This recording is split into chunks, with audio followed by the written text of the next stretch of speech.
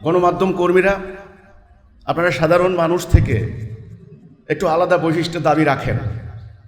আপনাদের অসাধারণ বিশ্লেষণী ক্ষমতা, পর্যবেক্ষণ শক্তি রয়েছে। বস্তুনিষ্ঠ সাংবাদিকতার নীতিমালা অক্ষুণ্ণ রেখে আপনারা জাতিকে তথ্য সরবরাহ করে থাকেন। আপনাদের সরবরাহকৃত তথ্য পেয়ে জাতির সম্যক ধারণা লাভ করেন কোথায় কি হচ্ছে দেশে বা দেশের বাহিরে। সাংবাদিক বন্ধুগণ, আপনারা জানেন সাম্প্রতিক সময়ে আমাদের হিজবুত তাওহীদ আন্দোলনের বিরুদ্ধে কওমি মাদ্রাসা কেন্দ্রিক হেফাজতে ইসলামের ব্যানারে একটা গ্রুপ, তারা কাঠামোবদ্ধভাবে অর্গানাইজড ওয়েতে অত্যন্ত মাস্টার প্ল্যান মোতাবেক, যাকে বলা হয় মেটিকুলাস ডিজাইন, তার অংশ হিসাবে তারা সমন্বিত রূপে অপপ্রচার চালাচ্ছে, মিথ্যাচার চালাচ্ছে, গুজব রটনা করছে, হ্যান্ডবিল লিখছে। সে হ্যান্ডবিলগুলি আজকে আমি এনেছি। হ্যান্ডবিলগুলি রচনা করার সময় এমন এমন মিথ্যা ডাহা আজগুবি, যার সাথে আমাদের ন্যূনতম কোনো সম্পর্ক নেই, যেগুলি আমাদের বক্তব্য নয়, আমাদের অভিপ্রায় নয়, সেগুলি দিয়ে আমাদের খণ্ডিত বক্তব্য তুলে ধরে তারা বিভিন্ন মাদ্রাসায় প্রচার করছে, বিভিন্ন মসজিদে বয়ান দিচ্ছে। জুমার দিনে মুসল্লিরা নামাজ পড়তে আসেন, জুমার নামাজ ধর্মপ্রাণ মুসলমানদের ধর্মীয় কর্তব্য। সেই জুমার দিনে মসজিদের মিম্বরকে ব্যবহার করে তারা আমাদের মতো আন্দোলনের নামে তারা অপপ্রচার চালাচ্ছে, মিথ্যাচার করছে। আপনারা জানেন যে গত অগাস্টের 1 তারিখে নোয়াখালী জেলা স্কুল ময়দানে তারা একটা সমাবেশ করেছে। আমাদের কাছে তথ্য ছিল যে তারা একটা বেআইনি সমাবেশ করবে, একটা উগ্রবাদী সমাবেশ করবে। সেখান থেকে জড়ো হয়ে উগ্রতা সৃষ্টি করে দিয়ে, মব সৃষ্টি করে দিয়ে আমার বাড়িতে হামলা চালাবে। আমরা বিষয়টি সঙ্গে সঙ্গে জেলা প্রশাসন, স্থানীয় থানা প্রশাসন, গোয়েন্দা কর্মকর্তা, তাদেরকে আমরা অবগত করেছি। জেলা প্রশাসক মহোদয় এবং এসপি মহোদয় আমাদেরকে তলব করেছেন। আমরা সেখানে গিয়েছি। আমাদের কেন্দ্রীয় সাধারণ সম্পাদক, আমার ছোট ভাই নিজামউদ্দিনের নেতৃত্বে 5 সদস্য বিশিষ্ট সদস্য আমরা সেখানে গিয়েছি। যাওয়ার পর আমরা যখন আমাদের উদ্বেগ উৎকণ্ঠার বিষয়টি তাদেরকে জানালাম, তারা আমাদেরকে আশ্বস্ত করেছেন যে না, তারা ওয়াজ মাহফিলের একটা অনুমতি নিয়েছেন। অনুমতিপত্রটি আমাদের কাছে আছে। পরবর্তীতে আমরা এটা সংগ্রহ করেছি। এখানে পরিষ্কার বলা আছে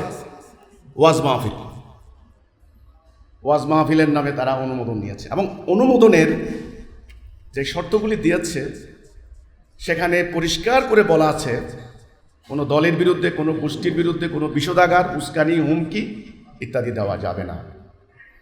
কিন্তু সরকারের বেঁধে দেওয়া প্রত্যেকটা নিয়ম, প্রত্যেকটা নীতি, প্রত্যেকটা শর্ত 2-4টা বাদে তারা লঙ্ঘন করেছে।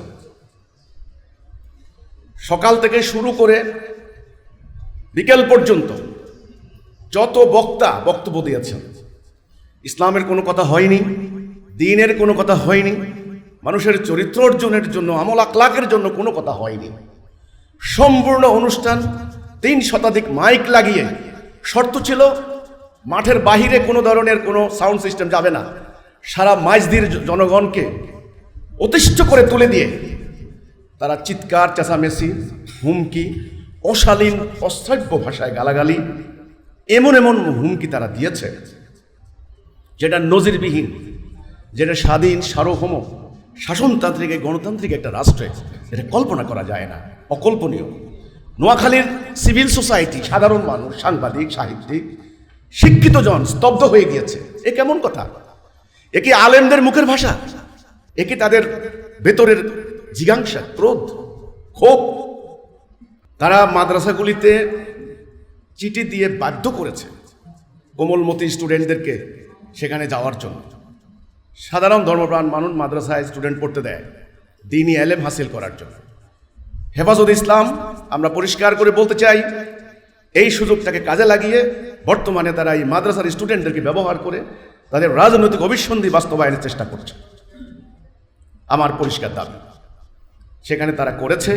সকাল থেকে মিছিলের ভাষা হচ্ছে হিজবুত তৌহিদের চামড়া আমার চামড়া তুলে নিতে হবে, আমার আস্তানা জ্বালিয়ে দিতে হবে, ইত্যাদি ইত্যাদি। সাংবাদিক বন্ধুগণ, আপনারা জাতির বিবেক, আপনাদের কলম তলোয়ারের থেকে ধার। আমরাও গণমাধ্যম কর্মীদের সঙ্গে সম্পৃক্ত। সারা দেশে আমি নানান বিষয় নিয়ে, নানান ইস্যুকে কেন্দ্র করে আমি গণমাধ্যমের সঙ্গে নিয়মিতই মতবিনিময় করি। আমাদের ভেতরের কথা কি, বাহিরের কথা কি, আমাদের উদ্দেশ্য কি, লক্ষ্য কি, আদর্শ কি, আমি সেটা গণমাধ্যম কর্মীদের সামনে তুলে ধরি। আমরা জানি আধুনিক এই সমাজ ব্যবস্থায় কোনো তথ্যকেই গোপন করা যায় না, সমস্ত কিছুই মানুষের সামনে আজও আলোক চলে আসে। এজন্যে আমাদের কোনো গোপন কার্যক্রম নেই, আমাদের কোনো স্ববিরোধিতা নেই, আমাদের কোনো দ্বিচারিতা নেই। আমরা প্রকাশ্য দিনের আলোর মতো পরিষ্কার মহাসত্য নিয়ে আমরা দাঁড়িয়েছি। কিন্তু মাঝদিতে তারা আমার বিরুদ্ধে যে এই অভিযোগগুলি উত্থাপন করেছে, আমার হাজার হাজার ঘন্টা বক্তব্য, আপনারা জানেন কোনো জনসভায় আমি 8 ঘন্টা বক্তব্য দিয়েছি দাঁড়িয়ে, সে রেকর্ড আছে। আমার শহীদি জামে মসজিদে আমি যখন জুমার দিনে খুতবা দেই, বাংলা বক্তব্য দেই, 1.5 ঘন্টা 2 ঘন্টা পর্যন্ত আমি সেখানে বক্তব্য দেই। আমার পূর্ণাঙ্গ বক্তব্য তুলে না ধরে আমার বক্তব্যের টুকরো খণ্ডিত অংশকে এডিট করে এই যে উপস্থাপন করা হলো প্রজেক্টরের মাধ্যমে, এটা জনগণকে ভুল বার্তা দেওয়া হলো এবং আমার চরিত্র হননের অবচেষ্টা চালানো হয়েছে। জাতীয় এবং আন্তর্জাতিক আইনে একদম পরিষ্কার ক্রিমিনাল অফেন্স, এই ক্রিমিনাল অফেন্স তারা করেছে। আমার যেই কথাটা বলার অভিপ্রায় নয় সেটাকে টুইস্ট করে তারা নিজেরা বাক্য বসিয়ে সেখানে তারা প্রচার চালিয়েছে। সেটা তারা করতে পারে না, তারা সেটা করেছে, তাইলে হুমকি দিয়েছে, উস্কানি দিয়েছে, উচ্ছেদের হুমকি দিয়েছে। তারা দুটি প্রধানত কথা প্রচণ্ড রকমের আমাদের আপত্তি। 1 নাম্বার, তারা কাফের ফতোয়া দিয়েছে আমাদেরকে। হিজবুত তৌহিদ কাফের, যারা হিজবুত তৌহিদকে কাফের মনে করবে না তারাও কাফের। আমি তাদেরকে বলেছি হিজবুত তৌহিদ আন্দোলন কি বলে, আমাদের বক্তব্য কি, আমাদের বইগুলি আছে সব, প্রায় 55টির উপর আমাদের বইগুলি, সেখানে পড়ে দেখেন। আমরা ইসলামের কথা বলি, আল্লাহর দ্বীনের কথা বলি, কোরআনের কথা বলি, দ্বীন প্রতিষ্ঠার কথা বলি। আমরা ইসলামকে আধুনিক এই যুগের মানুষের সামনে অত্যন্ত প্রাঞ্জল ভাষায়, আধুনিক উপায়ে, বৈজ্ঞানিকভাবে, যৌক্তিকভাবে আমরা তুলে ধরার চেষ্টা করছি। আমরা বলেছি বিশ্ব মানবতা যে অশান্তির মধ্যে পড়েছে, এই অশান্তি থেকে বাঁচার জন্য জাতিসংঘ তাদেরকে পারবে না, কোনো সরকার ব্যবস্থা পারবে না, একমাত্র আল্লাহর দেওয়া জীবন ব্যবস্থাই পারবে মানব জাতির মধ্যে শান্তি, ন্যায় বিচার, সুবিচার প্রতিষ্ঠা করতে। অর্থাৎ আমরা কোরআন এবং সুন্নাহর আলোকে ভিত্তি করা একটা রাষ্ট্র ব্যবস্থার প্রস্তাব করেছি। আমরা বলেছি ইসলাম উদার, আকাশের মতো উদার, ইসলামের সংকীর্ণতার কোনো জায়গা নেই।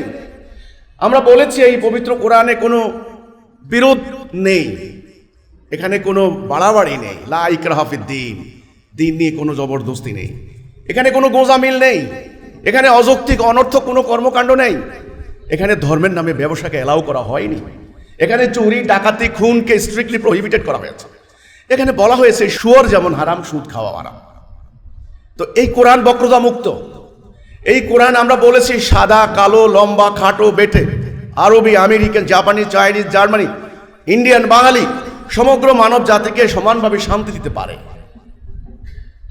কিন্তু আজকে এনাদের যে আচরণ, এনাদের যে কনফাইন্ডনেস ধর্ম সম্পর্কে, অজ্ঞতা, ইগনোরেন্সি ইসলামকে প্রশ্নবিদ্ধ করেছে। ইলজিক্যাল কর্মকাণ্ড, অবৈজ্ঞানিক কর্মকাণ্ড, অযৌক্তিক কর্মকাণ্ড, যেটা আল্লাহ রাব্বুল আলামিন হুকুম করেননি, এমন এমন বিষয় আল্লাহ নামে চালিয়ে দিয়েছে। ফলে ইসলাম সম্পর্কে বিশ্বময় একটা নেগেটিভ ধারণা, একটা নেগেটিভ বার্তা যাচ্ছে। আমরা হিজবুত তৌহিদ আন্দোলন, একজন মহামানব, আমরা বলছি তিনি মহামানব, অন্য কা মানেন আর না মানেন, টাঙ্গাইলের ঐতিহ্যবাহী জমিদার পণ্য পরিবার উত্তরসূরি জনাব মোহাম্মদ বাইজিদ খান পল্লী, আজকে তিনি দুনিয়াতে নাই, তিনি ইন্তেকাল করেছেন 2012 সালে। তিনি তার ঐতিহাসিক বই এই ইসলাম ইসলামে নয়, সেই বই তিনি লিখেছেন। তিনি একটি সমৃদ্ধ পরিবারের সন্তান, আপনারা জানেন। সুলতানি আমলের শেষ বাংলার স্বাধীন সুলতান দাউদ খান রানী মুঘল সেনাবাহিনীর আধিপত্যবাদের বিরুদ্ধে লড়াই করে বাংলার স্বাধীনতার জন্য প্রথম মস্তক দিলেন সুলতান দাউদ খান রানী। এই পরিবারের সন্তান, 13তম অধস্তন পুরুষ জনাব মোহাম্মদ বাইজিদ খান পন্নী, ব্রিটিশ আমলে দুর্দান্ত প্রতাপশালী জমিদার পরিবার, বৃহত্তর টাঙ্গাইল, বগুড়া, ময়মনসিংহ অঞ্চলের জমিদারি, হাজার হাজার একর জমি সরকার, আওয়ামী লীগ সরকার, তার আগের সরকার এই পন্নী পরিবারের সম্পত্তিকে সরকার একোয়ার করে নিয়েছেন। এখনো এই পরিবার ক্ষতিপূরণ পায়নি। বাংলার শিক্ষা, সাহিত্য, সংস্কৃতি, বাংলাদেশের মানুষের স্বাধিকার আদায়ের লক্ষ্যে সংগ্রাম, মুসলমানদের ক্ষমতায়নের ক্ষেত্রে করটিয়ার জমিদার পন্নী পরিবারের কি অসামান্য অবদান, সেটা ইতিহাসের স্টুডেন্ট মাত্রই জানেন। এমন একটি সমৃদ্ধশালী পরিবারের সন্তান জনাব মোহাম্মদ বাইজিদ খান পন্নী। তিনি বলেছেন, দেখো, মুসলিম জাতি ছিল একসময় শাসক জাতি, মুসলমান জাতি ছিল বীরের জাতি, লৌহ কঠিন ঐক্যবদ্ধ জাতি, দুর্বার দুর্বিনীত জাতি। জাতি ছিলাম আমরা একটা, কোরআন ছিল আমাদের সংবিধান। আমরা দুনিয়াকে শাসন করেছি। আমরা ছিলাম রুলার, আমরা ছিলাম শাসক, অন্যরা ছিল শাসিত। আমরা ছিলাম শিক্ষক, অন্যরা আমাদের কাছ থেকে শিক্ষা অর্জন করত। আমাদের সেই গৌরবময় ইতিহাস কিভাবে হারিয়ে গেল, সে এক দীর্ঘ দুর্ভাগ্যজনক ইতিহাস। তিনি সেই ইতিহাসগুলি লিখে বই লিখছেন। বইয়ের অনেক চ্যাপ্টার আছে, সেখানে তিনি বলেছেন, ব্রিটিশ সাম্রাজ্যবাদীরা যখন আমাদের শাসন করেছে, আমাদেরকে সামরিক শক্তি বলে পরাজিত করেছে, তখন তারা পরিকল্পিতভাবে তাদের শাসন ব্যবস্থা চাপিয়ে দিয়েছে, আল্লাহ দেওয়া বিধানকে তারা বাদ দিয়েছে। তারা শিক্ষা ব্যবস্থা প্রবর্তন করেছে, সিলেবাস কারিকুলাম তারা ঠিক করেছে। 26 জন খ্রিস্টান প্রিন্সিপাল একে একে 146 বছর থেকে আমাদের এই জাতির মধ্যে একটা ইসলাম শিক্ষা দিয়েছে। ওটা আল্লাহ রসুলের প্রকৃত ইসলাম ছিল না। ওখান থেকে বেরিয়ে এসে আলেমরা কি করে খাবেন, সংসার চালাইতে হবে, এই বাস্তবতার মুখোমুখি আলেমরা দাঁড়িয়েছেন। কারণ তাদেরকে বিজ্ঞান প্রযুক্তি শিক্ষা দেওয়া হয়নি, ভোকেশনাল শিক্ষা দেওয়া হয়নি, টেকনোলজি শিক্ষা দেওয়া হয়নি। তখন রাগে ক্ষোভে আমাদের মুসলমানদের আলেমরা ফতোয়া দিয়েছেন ইংরেজি শিক্ষা হারাম। আন্তর্জাতিক ভাষা সাহিত্য থেকে আমরা বিচ্ছিন্ন হয়ে পড়েছি। এরকম অমানিসার ঘোর অন্ধকার গিয়েছে কয়েক শতাব্দী। এক সময়ের শাসক জাতি হয়ে গেল শাসাপুষার জাতি, শিক্ষিত জাতি হয়ে গেলাম আমরা, নিরক্ষর অজ্ঞ জাতি। আমরা দুনিয়ার জ্ঞান বিজ্ঞান থেকে বিচ্যুত হয়ে গেলাম। এই অবস্থায় স্বাধীনতার সংগ্রামগুলি হলো, একটা পর্যায়ে 47-এ ব্রিটিশরা চলে গেল। কিন্তু ব্রিটিশরা চলে যাওয়ার পর আজকে 80 বছর স্বাধীনতা আমরা পেয়েছি, কিন্তু ব্রিটিশের সেই ঔপনিবেশিক যুগের অর্থ ব্যবস্থা, সে রাজনৈতিক ব্যবস্থা, সেই শিল্প ব্যবস্থা, সেই বিচার ব্যবস্থা এখন পর্যন্ত আমরা এক চুল পরিমাণ আমরা বাদ দেই নেই। সেই আমলাতান্ত্রিক system, civil military bureaucratic system এখনো চলছে। এই কথা আমরা বলেছি যে এই ব্রিটিশরা শোষণমূলক, নিবর্তনমূলক ব্যবস্থা দিয়ে আমাদেরকে শাসন করেছে, শোষণ করেছে 300 বছর, 300 ইয়ার্স। সেই ব্যবস্থা আমাদের এখনো চলছে। জুলাই আন্দোলনকারীরা, তাদের দাবি ছিল, আন্দোলন ছিল অ্যান্টি ডিসক্রিমিনেশন মুভমেন্ট, বৈষম্য বিরোধী আন্দোলন, বাংলাদেশে বৈষম্য থাকবে না। জুলাই আন্দোলন হলো, একটা সরকারের পতন হলো, তারা ভারত চলে গেলেন। ডক্টর ইউনূসের নেতৃত্বে গভর্নমেন্ট যখন ফর্ম করা হলো, ইন্টারিম গভর্নমেন্ট বললেন যে আপনারা সবাই সংস্কার দিন। স্টুডেন্ট লিডার্সরা বলছে যে এই সংবিধান, বিদ্যমান সংবিধান ব্যবস্থা দিয়ে আর রাষ্ট্র চলবে না, এটাকে নানানভাবে আখ্যায়িত করে এটা বাদ দিতে হবে। আমরা এগিয়ে গিয়েছি। আমি দিন রাত পরিশ্রম করে, আমার অ্যাসোসিয়েট যারা আছেন, আল্লাহ আমাদেরকে যে জ্ঞান দিয়েছেন, কোরআন এবং সুন্নাহকে ভিত্তি করে তাওহীদ ভিত্তিক আধুনিক রাষ্ট্র ব্যবস্থার রূপরেখাটা কি হতে পারে, আমি সেটা তুলে ধরেছি। আমি আলী রিয়াজের নেতৃত্বে পার্লামেন্ট ভবনে যে কমিটি বসতো, সেখানে সরাসরি আমরা গিয়ে সেখানে দিয়েছি। পরবর্তীতে বিষয়টি ক্লিয়ার করার জন্য সংবাদ সম্মেলনের মাধ্যমে আমরা ঢাকায় প্রেস ক্লাবের সমস্ত সিনিয়র সাংবাদিককে আমরা আমন্ত্রণ জানিয়েছি। এইভাবে পর্যায়ক্রমে সারা বাংলাদেশের অধিকাংশ প্রেস ক্লাবে আমরা এই বিষয়টি তুলে ধরেছি। আমার এই বই প্রত্যেকটি মাদ্রাসার, প্রত্যেকটি স্কুলে, কলেজে, বিশ্ববিদ্যালয় আমি যথাসম্ভব সরবরাহ করেছি। ঢাকা আলিয়া থেকে শুরু করে ঢাকা মহানগরীর যতগুলি কওমি মাদ্রাসা আছেন, বড় বড় আলেম আছেন, ইসলামিক ফাউন্ডেশনের গবেষক আছেন, আমি সবার কাছে বই যথাসম্ভব পৌঁছিয়েছি। আমি 3 মাস সময় নিয়েছে, বলেছি আমি আপনাদের পরামর্শ চাই, আপনারা পরামর্শ দিন। আমার যদি কোনো মিস্টেক হয়, কোনো ভুল হয়, কোনো রং কিছু, কোনো ইনফরমেশনগত কোনো যদি প্রবলেম হয়, আকীদাগত কোনো প্রবলেম হয়, আমাকে মেনশন করুন, আমরা পরবর্তী সংস্করণে ঠিক করে নেব। কিন্তু আমার খুব শক্ত দাবি ছিল ডক্টর ইউনূসের কাছে যে বিদ্যমান চলমান ব্রিটিশ আমলের তৈরি করা এই ব্যবস্থাকে বাদ না দিলে আমরা শান্তি পাবো না। আরো আন্দোলন হবে, আরো বিপ্লব হবে, আবার সরকার পতন হবে, কিন্তু শান্তি পাবো না। আমাদের তরুণরা জীবন যাবে, আমাদের মায়ের বুক খালি হবে, দ্রব্যমূল্যের দাম বাড়বে, গ্যাস সংকট, জ্বালানি সংকট বাড়বে, অর্থ পাচার হবে, সুদের বোঝা আরো চাপবে, অলরেডি $113 বিলিয়ন ঋণ বাংলাদেশ, 1,40,000 টাকার ঋণ প্রতিটা মাথা পিছু। প্রতিটা মানুষ আজকে রেল স্টেশনে জন্ম নিলেও, পথ শিশু হলেও তার মাথার উপরে লক্ষ টাকার ঋণ। একটা সিন্ডিকেট কায়েম হয়েছে দেশে। এই সিন্ডিকেট নির্মূল করা সম্ভব হবে না যদি না তাওহীদের উপর ভিত্তি করা একটা বৈপ্লবিক পরিবর্তন করা না হয়। আমরা সে প্রস্তাব করেছি। সম্মানিত সাংবাদিক বন্ধুগণ, আমাদের অন্যায়টা কোথায় ছিল? আমরা কি অন্যায় করেছি? আমরা কি পাপ করেছি? কিছু পাপ আছে মানুষের বিচারের ক্ষমতার বাহিরে। আল্লাহ বললেন, হাসরের দিন আমি এর শাস্তি দেব। দুনিয়ার মানুষের কোনো শাস্তির ক্ষমতা নেই। কিছু পাপ আছে, অপরাধ আছে, সেগুলি দুনিয়ার আদালতকে ক্ষমতা দেওয়া হয়েছে, শাস্তি দাও। চোরের শাস্তি, ব্যভিচারের শাস্তি, ডাকাতের শাস্তি। আমরা কি করেছি আমি জানতে চাই। আমাদেরকে কাফের ফতোয়া দেওয়া হচ্ছে। কারা কাফের ফতোয়া দিচ্ছেন? কওমি মাদ্রাসা কি বাংলাদেশের কর্তৃপক্ষ? হেফাজত ইসলাম কি ইসলামের কর্তৃপক্ষ? হেফাজত ইসলাম নামক সংগঠন গঠন করার পটভূমি কি ছিল সবাই জানেন। কোরআনের স্পষ্টত আদেশ, ওয়াতাসিমু বিহাবলিল্লাহি জামিআন ওয়া লা তাফাররাকু, ফারাক হইবা না, ঐক্যবদ্ধ হও। হেফাজত ইসলামের আজকে 10টা দলে তারা বিভক্ত। আল্লাহর সরাসরি আদেশকে তারা অমান্য করেছেন। হেফাজত ইসলাম কি কাউকে কাফের ফতোয়া দেওয়ার জন্য অথরাইজড পারসন, অথরিটি? কাফের শব্দের অর্থ কি? যেটা কুফর করা হয়, কুফর থেকে কাফের শব্দটা আসছে। কুফর মানে অস্বীকার করা, ঢেকে রাখা। যেমন আমি এই কলমটাই বই দিয়ে আমি ঢেকে রাখলাম, এটা কুফর করলাম।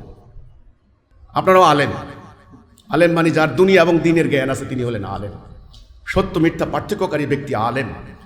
সত্যের সঙ্গে মিথ্যাকে যারা মিশ্রিত করে না তিনি হলেন আলেম। এবং যারা জ্ঞানের বিনিময়ে দুনিয়াবি ক্ষুদ্র স্বার্থ, নিকৃষ্ট স্বার্থ উদ্ধার করে না, তারা হচ্ছে আলেম। আলেমের সংজ্ঞা কোরআন দিয়েছে। কওমি মাদ্রাসায় পড়লেই আলেম, এই অহংকারমূলক কথাবার্তা আমরা মানি না। কোরআনে এই ধরনের কোনো কথা নেই। আজ আমাকে কথা বলতে হবে। আমার বাড়িতে যখন হত্যা করা হয়েছে, আমাকে যখন হত্যার ফয়সালা তারা করেছে, আমার মৌত আল্লাহর হাতে, আমার জীবন আল্লাহর হাতে।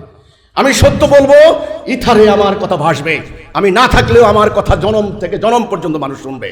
যে একজন মানুষ সোনাইমুড়ির করা গ্রামের সত্য নিয়ে দাঁড়িয়েছে, সত্য বলার কারণে তাকে হত্যা করার ফয়সালা দিয়েছে আলেমরা। কাফের কে? কোরআন সূরা মায়েদা, ওমান লাম ইয়াহকুম বিমা আনজালাল্লাহু ফাউলাইকা হুমুল কাফিরুন। যারা আল্লাহর নাজেল করা বিধান দিয়ে ফয়সালা করে না তারা কাফের। এই সংজ্ঞার বাহিরে কারো কাফের সংজ্ঞায়িত করার কোনো অথরিটি নাই। আল্লাহর নাজেল করা বিধান যদি কেউ অস্বীকার করে, ফয়সালা করে না, তারা কাফের। আমি কি আল্লাহর কোনো হুকুমকে অস্বীকার করেছি? আল্লাহ, রাসূল, মালায়েক, জান্নাত, জাহান্নাম, হাসর, যেটা আপনারা জানেন, আমানতু বিল্লাহি ওয়া রাসূলিহি ওয়া কুতুবিহি ওয়াল ইয়াউমিল আখির, এগুলো আপনারা জানেন, আপনারা বক্তব্য পড়েছেন। এখন তো আর বক্তব্য নাই, পরিকল্পিতভাবে বক্তব্য ব্যবস্থাকে গায়েব করে দেওয়া হয়েছে। পরিকল্পিতভাবে বাংলাদেশের চিরায়ত সংস্কৃতির অংশ বক্তব্য ব্যবস্থাকে গায়েব করে দেওয়া হয়েছে। আহলে সুন্নাত ওয়াল জামাতের আকীদা মোতাবেক ওনারা বলেন আল্লাহ, রাসূল, হাসর, জান্নাত, জাহান্নাম, নামাজ, রোজা, হজ, যাকাত, কোরআনের কোন হুকুম, কোন বিধানকে আমি অস্বীকার করেছি? কোরআনে একটা আয়াত আছে, ফাবি আইয়ি আলাই রাব্বিকুমা তুকাজ্জিবান। আমার কোন কোন নিয়ামতকে অস্বীকার করবে? আল্লাহ বলছেন। আমি এই প্রশ্ন করতে চাই এখন, আমি আল্লাহর সৃষ্টিকে, আল্লাহর হুকুমকে, আল্লাহর বিধানকে, কোন কোন বিধানকে আমি অস্বীকার করেছি? কিসের ভিত্তিতে আমাকে কাফের ফতোয়া দিতে পারেন আপনারা? এই ফতোয়া আপনারা দিতে পারেন না, কারণ এটা বেআইনি ফতোয়া। বাংলাদেশের সুপ্রিম কোর্ট পরিষ্কার রায় দিয়েছেন এই ধরনের ফতোয়া দেওয়া, যেই ব্যক্তি সংশ্লিষ্ট নয় তাকে কোনো ধরনের ফতোয়া দেওয়া এগুলো বেআইনি ফতোয়া বলে, বেআইনি কর্মকাণ্ড বলে সেখানে রায় দেওয়া হয়েছে। আর কওমি মাদ্রাসার হেফাজত ইসলাম কোনো ইসলামের মূল কর্তৃপক্ষ নন। তারা কাউকে কাফের বললে সে কাফের হয়ে যাবে এমন তো কোনো কথা নেই। তাদেরকেও বহু মানুষ কাফের ফতোয়া দিয়েছে, তাদের নিষিদ্ধের দাবি তুলেছে। পরিষ্কার রাসূলুল্লাহর হাদিস, রাসূল বলেছেন, যদি কোনো লোক কাউকে কাফের বলল, সে যদি কাফের না হয় তাহলে এই ফতোয়াটা তার দিকে প্রত্যাবর্তন করলো, অর্থাৎ যে বললো সে কাফের হয়ে যাবে। তাহলে আমাকে কাফের ফতোয়া দেওয়ার আগে চিন্তা করা দরকার ছিল, এই লোকটা যদি কাফের না হয়, তাকে যারা কাফের বললো সে কাফের হয়ে যাবে। আমি 1 নাম্বার প্রতিবাদ করছি, হিজবুত তাওহীদ কাফের নয়, হেফাজত ইসলাম ইসলামের কোনো কর্তৃপক্ষ নন, কোনো অথরাইজড কোনো কর্তৃপক্ষ নন। জাতি হেফাজত ইসলামকে কোনো কর্তৃপক্ষ দেয়নি। কারো বিরুদ্ধে কোনো অ্যালিগেশন আনতে হলে তাকে আত্মপক্ষ সমর্থনের সুযোগ দিতে হবে। তারা কি আমার কথা শুনেছেন? তারা কি আমার বক্তব্য নিয়েছেন? তারা কি আমাকে প্রশ্ন করেছেন যে আপনি সজ্ঞানে স্বইচ্ছায় এই কথা বলেছেন? যেই কোনো আদালত ফাঁসির আসামিকে পর্যন্ত সাক্ষী শপথ হয়ে যাওয়ার পরেও একদিন তারিখ ঠিক করে জিজ্ঞাসা করে আপনি কি নির্দোষ নাকি দোষী, আপনার পক্ষে কোনো কথা আছে? এই কথা শোনার পর মাননীয় বিচারক তখন রায় লেখেন। আপনারা কি আমার কথা নিয়েছেন? আমার ভাষ্য নিয়েছেন? আমার ব্যাখ্যা নিয়েছেন? আমার অভিপ্রায় বুঝেছেন? তাহলে আপনারা কিসের উপর ভিত্তি করে আপনারা কাফের ফতোয়া দিতে পারেন? নাম্বার 1, আপনারা ইসলামের অথরিটি নন। নাম্বার 2, আপনাদেরকে রাষ্ট্র কোনো অথরাইজেশন দেয়নি। নাম্বার 3, আপনারা আমার কোনো বক্তব্য নেননি। আপনারা নিজেরা ইচ্ছা মতো নিজেদের মন মতো কতগুলি হ্যান্ডবিল রচনা করেছেন। এই হ্যান্ডবিলগুলি পরিকল্পিতভাবে রচনা করা হয়েছে। আমি সেগুলো বইগুলি এনেছি, বইয়ের পৃষ্ঠাও আজকে এখানে আমি পতাকা দিয়ে এনেছি আপনাদের সামনে। তাহলে 1 নাম্বার, আমাদেরকে কাফের ফতোয়া দেওয়া হয়েছে, এটা সম্পূর্ণ বেআইনি, এটা কোরআন হাদিস বিরুদ্ধ, এটা শরিয়া বিরুদ্ধ। আমরা আল্লাহ, রসুল, দিন, ইসলামের আমল আখলাকের এমন কোনো বুনিয়াদী বিষয়কে আমরা অস্বীকার করি নাই। কিছু কিছু ব্যাপার আছে মাসলাগত আপনারা জানেন, মতভেদ। যেমন নাম্বার 1, মেয়ে মানুষের চেহারা দেখা যাবে কি যাবে না। আমাদের এখানে একজন নারী নেত্রী আছেন, ওনার চেহারা দেখা যাচ্ছে, এই ছাড়া ওনার সমস্ত আপাদমস্তক কভার করা। আমরা বলেছি কোরআনের যে বিধান, সেই বিধান মোতাবেক আমাদের এই পর্দা সহি। কেউ বলতে পারবে না এটা ব্যাপারটা। আমি যে কথা বলি সকলের সামনে বলি। মসজিদে এক কথা বলবো, আমার মন্দিরে যে আরেক কথা বলবো, জনসভায় আরেক কথা বলবো, নো, এটা মুনাফেক। আমি সামনে যেটা, আমি হৃদয়ে যেটা বিশ্বাস করি, আমার মৃত্যু হলো আমি বিশ্বাসের উপর আমি অটল থাকবো, এবং এটা সত্য বিশ্বাস। নাম্বার 2, অন্যান্য ধর্মের লোকদেরকে নিয়ে কার্যক্রম করার ক্ষেত্রে। Number 3, cultural activities. আমরা বলেছি গান, নাটক, শিল্পকলা, সাহিত্য, এগুলি ঢালাওভাবে আপনারা হারাম করছেন। এগুলি হারাম নয়। হারাম হচ্ছে অশ্লীলতা, অসঙ্গত বিরোধিতা, অন্যায্য কথাবার্তা, আল্লাহর নাফরমানি, শিরিক, কুফর, এগুলো হারাম। আপনি ঢালাওভাবে গান হারাম করতে পারেন না। আমাদের পল্লীগীতি, ভাটিয়ালি, ভাওয়াইয়া, দেশাত্মবোধক গান, আমাদের মারেফতি লাইনের গান, আল্লাহর প্রশংসা কীর্তন, নবী করিম সাল্লাল্লাহু আলাইহি সাল্লামের প্রশংসা গান, এগুলি আপনি হারাম করতে পারেন না, বাদ্য হারাম করতে পারেন না। নবী করিম সাল্লাল্লাহু আলাইহি সাল্লাম তৎকালীন আরবের ধপ বাজিয়ে গান শুনেছেন। হাদিস বুখারী, মুসলিম, তিরমিজি সমস্ত হাদিসগুলোতে আছে। কাজে আমি কোরআন হাদিসের বাহিরে কোনো কথা বলিনি। আপনাদের সাথে কিছু মাসালাগত বিরোধ, কিছু দৃষ্টিভঙ্গিগত পার্থক্য হওয়ার কারণে আপনারা বলেছেন লম্বা দাড়ি রাখতে হবে, না হলে তুমি হাদিস মানো না, হাদিস অস্বীকার করো। আমি বলছি দেখেন, দাড়ি নিয়ে কোরআনে কোনো কথা নেই। দাড়ির সুন্নত, নবী করিম সাল্লাল্লাহু আলাইহি সাল্লাম তিনি পুরুষ ছিলেন, পৌরুষ সৌন্দর্য। যদি কেউ দাড়ি রাখেন সুন্নত আদায় হবে এবং সুন্দর হবে, পৌরুষ সৌন্দর্য হবে। আর যদি কোনো লোক দাড়ি খাটো করে রাখেন, আপনি তাকে ইসলাম থেকে বের করে দিতে পারেন না। পুরো আরব জাহানের যত প্রিন্স পরিবার আছে সবাই প্রিন্স করা দাড়ি। দাড়ি নিয়ে আপনারা বাড়াবাড়ি করবেন না। দাড়ি যেহেতু কোরআনে ফরজ নয়, এটা সুন্নত। আগে কোরআনের বিধানটাকে আমরা রাষ্ট্রীয় জীবনে কার্যক্রম করি, পরে নবী করিম সাল্লাল্লাহু আলাইহি সাল্লামের ব্যক্তিগত অভ্যেস অনভ্যেস, এটাকে বলে আদাত। সেই আদাতকে যত বেশি অনুসরণ করবেন তত বেশি আপনি কল্যাণ প্রাপ্ত হবেন, সওয়াব পাবেন। আমি এই কথা বলেছি। এই সমস্ত কিছু কিছু মাসালাগত পার্থক্যের কারণে আপনারা আমাকে কাফের ফতোয়া দিতে পারেন না। সারা মুসলিম বিশ্বের 240 কোটি মুসলমানদের মধ্যে এই মাসালাগত বিরোধ, এটা ঐতিহ্যগত ব্যাপার, ঐতিহাসিক ব্যাপার, এটা নতুন নয়, নাথিং নিউ। কাজে আপনারা আমাকে, আমার মেয়েরা মিটিং করে, আমার চেহারা দেখা যায়, আমার দাড়ি ছোট, আমি এই কথা বলেছি, ওই কথা বলেছি, এই সমস্ত অনর্থক অহেতুক সাবজেক্ট সামনে এনে আপনারা এত বড় ফতোয়া আমার বিরুদ্ধে দিতে পারেন না। আমি এর প্রতিবাদ করছি, শক্তভাবে প্রতিবাদ করছি, আমি প্রত্যাখ্যান করছি। কাফের ফতোয়া দিচ্ছে কেন? কারণ কোরআনে কাফেরদেরকে হত্যা করার জন্য আল্লাহ রাব্বুল আলামিন রাসূলকে নির্দেশ দিয়েছেন, আমাকে যেন হত্যা করতে পারে, আমাকে হত্যাযোগ্য করার জন্য তারা কাফের ফতোয়া দিয়েছে। তাদের অন্ধ অনুসারীরা ফেসবুকে প্রচার চালাচ্ছে, এখন তাকে হত্যা করে ফেলতে হবে, এখন তাকে কতল করে ফেলতে হবে। তাকে কতল করতে পারলে আমাদের এটা একটা জেহাদ হবে, তার নারীরা আমাদের গনিমত। আমাদের নারীদেরকে কি কথা বলেছে আমি আপনাদেরকে একটু পরে শোনাবো। এরা আলেম, এদের পিছনে মানুষ নামাজ পড়ে, আমি এই জন্য এদের পিছনে নামাজ পড়া বাদ দিয়েছি। এটা আমার অপরাধ নয়। যারা মিথ্যা কথা বলে তাদের পিছনে নামাজ পড়ি না। কাফের ফতোয়া দেওয়াটা হয়েছে অযৌক্তিক, অন্যায্য, অনৈতিক, বেআইনি, শরিয়া বিরুদ্ধ। কি কি কারণে বিরুদ্ধ আমি এতক্ষণ বলেছি। আমি ইসলামের কোনো বুনিয়াদি বেসিক কোনো কিছু অস্বীকার করি নেই, সুতরাং সেটা কাফের হতে পারি না। ওনাদের সাথে দৃষ্টিভঙ্গিগত কিছু ডিফারেন্স, সেটা সারা মুসলিম জাহানে বিভিন্ন সংগঠনের দৃষ্টিভঙ্গিগত ডিফারেন্সটা এটা মুসলিম বিশ্বের একটা ঐতিহ্য। সো এ কারণে আমি কাফের হয়ে যাই না। নাম্বার 2, তারা নিষিদ্ধের দাবি করেছে, হিজবুত তৌহিদকে নিষিদ্ধ করতে হবে। সারাদিন ধরে বক্তব্য যা দিয়েছেন সেখানে বলেছেন নিষিদ্ধ করতে হবে। কেন নিষিদ্ধ করতে হবে? আপনারা জানেন 3টি প্রধান কারণে বাংলাদেশ সরকার কাউকে নিষিদ্ধ করে। নাম্বার 1, রাজনৈতিক দল হলে, রাজনৈতিক দলের এমন কোনো কর্মকাণ্ড যদি হয় তাহলে নির্বাচন কমিশন তাদেরকে রাজনৈতিক কর্মকাণ্ড থেকে নিষিদ্ধ করে। নাম্বার 2, নির্বাহী আদেশ বলে, রাষ্ট্রের অরাজকতা সৃষ্টির কোনো লক্ষণ দেখা গেলে সেই অভিযোগ তুলে নিষিদ্ধ করা হয়। অরাজকতা করলে, যেমন আওয়ামী লীগ সরকার পতনের কয়েকদিন আগে জামাত শিবিরকে নিষিদ্ধ করেছিল, আরও অন্যান্য দল নিষিদ্ধ করেছে। এখন বর্তমান সরকার যেমন মানবতা বিরোধী অপরাধে আওয়ামী লীগের কার্যক্রম নিষিদ্ধ করেছে। নাম্বার 3, এমন কোনো গোষ্ঠী, এমন কোনো সংগঠনকে আন্তর্জাতিক এবং দেশীয় সন্ত্রাস বিরোধী আইনের ধারা লঙ্ঘন করলে, অর্থাৎ মানুষের ত্রাস সৃষ্টি করা, সন্ত্রাস করা, উগ্রবাদ করা, জঙ্গিবাদী কর্মকাণ্ড করা, বোমা হামলা করা, এই ধরনের বেআইনি কর্মকাণ্ড যারা করে তাদেরকে গভর্নমেন্ট নিষিদ্ধ করে। ওই নিষিদ্ধটা আদালত থেকেও হতে পারে। তাহলে আমি 3টি প্রধানত কারণ, নিষিদ্ধের কারণটা বলতে পারি। হিজবুত তৌহিদ আন্দোলন প্রতিষ্ঠার শুরু থেকে আজ পর্যন্ত একটা অন্যায় করে নাই, একটা আইন ভঙ্গ করে নাই। আদালতের রেকর্ড, ট্র্যাক রেকর্ড, এটা আমার মুখের কথা নয়। শত শত মামলা আমাদেরকে দিয়েছে, থরলি ইনভেস্টিগেট করেছে, থরলি তারা তদন্ত করেছেন। ডিজিএফআই, এনএসআই, সিআইডি, এএসবি একাধিকবার আদালতে তদন্ত রিপোর্ট জমা দিয়েছে। প্রত্যেকটা রিপোর্ট আমাদের কাছে আছে, ফাইল বন্দি আছে। হিজবুত তৌহিদ নির্দোষ, নিরপরাধ, আইন মান্যকারী একটা ইসলাম প্রতিষ্ঠাকামী আন্দোলন, প্রত্যেকে রায় দিয়েছেন, আদালত রায় দিয়েছেন। হিজবুত তৌহিদকে নিষিদ্ধ করা হবে কেন? ওয়াই? কি কারণ? হিজবুত তৌহিদ কোনো অন্যায় করেছে? কোনো আইন ভঙ্গ করেছে? করেন।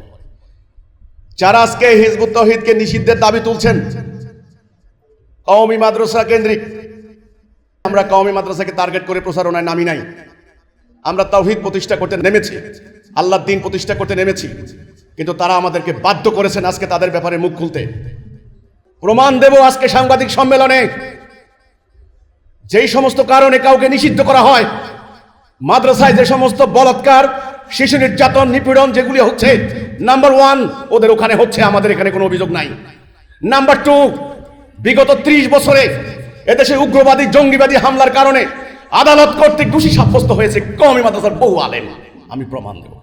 নাম্বার 3, শত শত মব বাংলাদেশে হয়েছে, মাজারে হামলা হয়েছে, শত শত মানুষকে হত্যা করেছে। এক মোদি বিরোধী আন্দোলনে 20 জন স্টুডেন্ট খুন হয়েছেন রাজপথে। বহু সরকারি স্থাপনা ধ্বংস করেছে, ব্রাহ্মণবাড়িয়া জ্বালিয়ে দিয়েছে, ওস্তাদ আলাউদ্দিনের সমস্ত সিস্টেম জ্বালিয়ে দিয়েছে, রেল স্টেশন জ্বালিয়ে দিয়েছে, সরকারি মালখানা জ্বালিয়ে দিয়েছে। এই কওমি মাদ্রাসা যদি নিষিদ্ধ করতে হয় তাদেরকে করতে হবে। আইন যদি থাকে, rule of law, rule of justice যদি কিছু থাকে দেশে, দুনিয়াতে, তাহলে এদেরকে নিষিদ্ধ করা উচিত আগে, আমাকে নয়।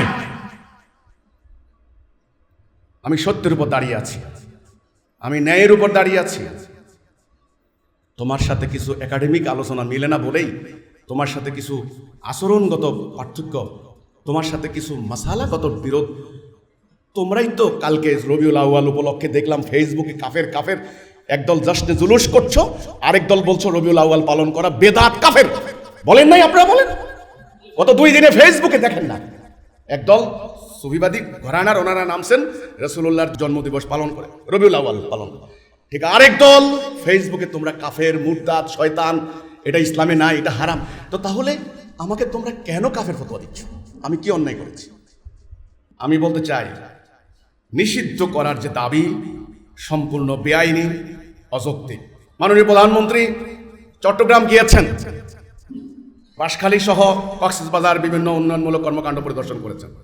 তো বাইদা ভাই, বাংলাদেশের একটা রাজনীতি, এটা একটা হুজুরদের দোয়া নেয়, মাজারে যায়, ঈদের মাঠে হাজির হন রাষ্ট্রপ্রধানরা অথবা দলের প্রধানরা, এগুলি যান, এগুলি বাংলাদেশের একটা রাজনৈতিক ঐতিহ্য।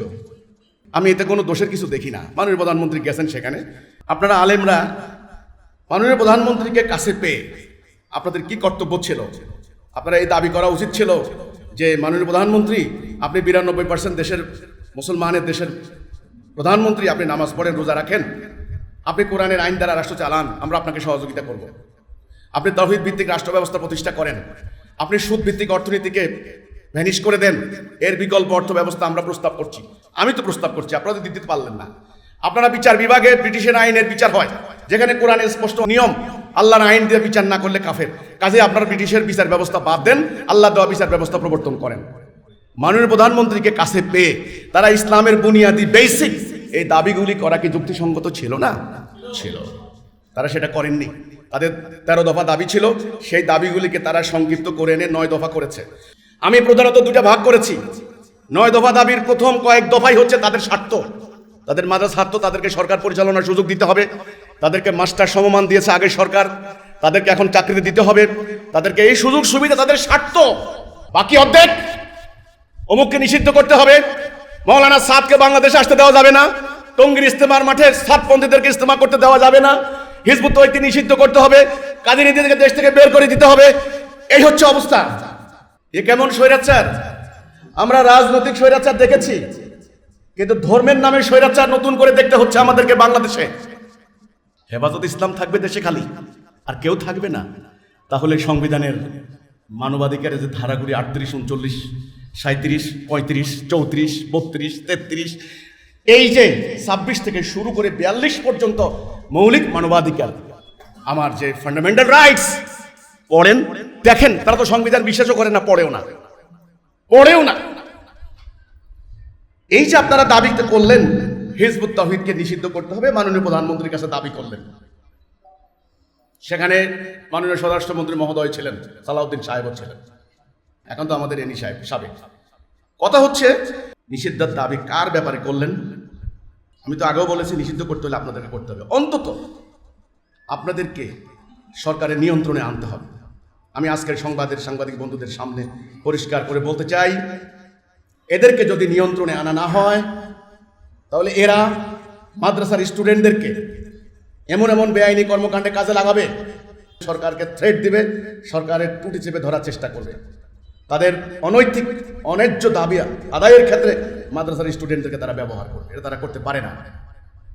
তাদের এই দাবি হিজবুত তাওহীদকে নিষিদ্ধ করার কোনো যৌক্তিক, কোনো সাংবিধানিক, কোনো আইনগত কোনো ভিত্তি নাই, সম্পূর্ণ বেআইনি, অযৌক্তিক, অমানবিক এই দাবি।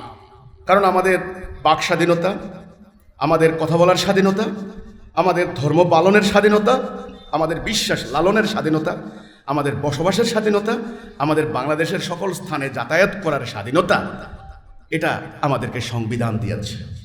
এটা আন্তর্জাতিক আইনে মানবাধিকারের সার্বজনীন যে ঘোষণাপত্র, সার্বজনীন জাতিসংঘের 31টি ধারা, সেই ঘোষণাপত্রের আলোকে সেটা ঘোষিত হয়েছে বাংলাদেশের সংবিধানের। এটা কাজে আন্তর্জাতিক আইন, দেশের আইন, সংবিধানের আইন, আল্লাহর বিধান, সকল কিছুকে সামনে রেখে আমি পরিষ্কার করে বলতে চাই, হেফাজত ইসলাম কর্তৃক উত্থাপিত হিজবুত তাওহীদের বিরুদ্ধে নিষিদ্ধের এই প্রস্তাব বেআইনি, অনৈতিক, অসাংবিধানিক এবং অন্যায্য।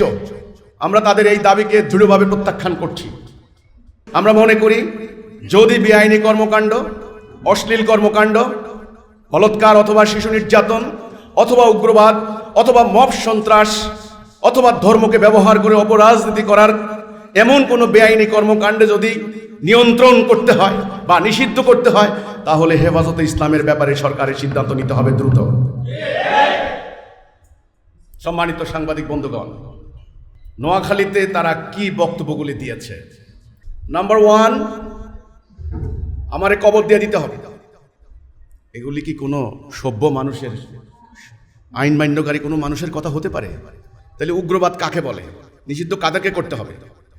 তারা যে সবচেয়ে ভয়ঙ্কর যে কথাটি বলেছে, আমাদের নারীদেরকে যেখানে পাবে তারা তাদের জিহ্বা লক করে, আমাদের মেয়েদেরকে পেলে তারা ধর্ষণ করবে, হত্যা করবে।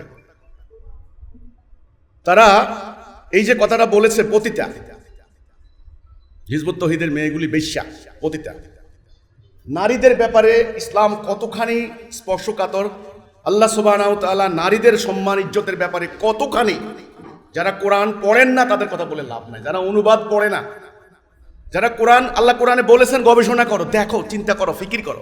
যারা পড়ে না ওদের সাথে কথা বলে কোনো লাভ নাই। মা মারিয়াম ঈসা আলাইহিস সালামের আম্মা, ওনাকে ইহুদি আলেমরা ভ্রষ্টা বলেছিল। কোরআন খুলে দেখেন, এই কথাটা বলার অপরাধে এমন লানত আল্লাহ দিয়েছেন, 2000 বছর ইহুদিদের উপর লানত পড়েছে। আল্লাহ রসুলের স্ত্রী আমাদের আম্মা উম্মুল মুমিনিন মা আয়েশাকে তারা অপবাদ দিয়েছিল। এই ঘটনার নাম ইফকের ঘটনা। সেই ঘটনায় আল্লাহ রাব্বুল আলামিন বলছে, যারা মিথ্যা অপবাদ রটনা না করে ওদের উপর আল্লাহর গজব, তাদেরকে যেখানে পাইবে পাকড়াও করবে। রাসূলুল্লাহ ওদেরকে শাস্তি দিয়েছেন। কোন সতী সাদী নারীর উপরে যদি কেউ অপবাদ আরোপ করে, যদি 4 জন সাক্ষী হাজির করতে না পারে, তাহলে তাকে 80 বেত লাগাও, কোরআন বলেছে।